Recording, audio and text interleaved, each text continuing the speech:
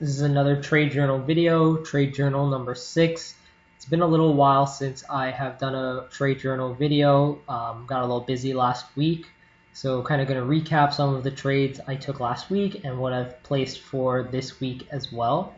So last week I placed a trade for AMD selling a naked put and collecting $44 of premium at the 75 strike price. And AMD stayed above this level, so I got to keep the full amount of premium. And then last week I didn't sell one to close for this week just because AMD was kind of moving around this level, the volatility was a bit low, and I didn't find a good price point to sell another put at. But just today I decided to sell another put at the 79 level, so that would be right here.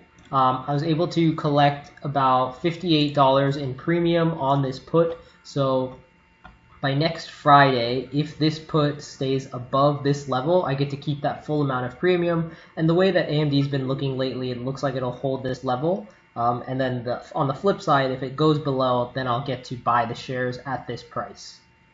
Some of the other trades that I've taken in the past week was a trade on Lowe's. Lowe's just recently came out with earnings and they had really strong performance, but the stock still dipped. So I bought some of the stock right here on 819 around the 158 level and then sold at around 161 when it bounced back up. Pretty quick trade, but around 2% for that trade. And then some of the other positions that I've taken recently are on Aapl and Tesla. Both of these stocks gonna have splits soon, both happening on August 31st. So we'll see kind of how the price moves after the split, but kind of going into the split, there's definitely been a lot of buying pressure coming in. So it'll be interesting to see how that plays out after.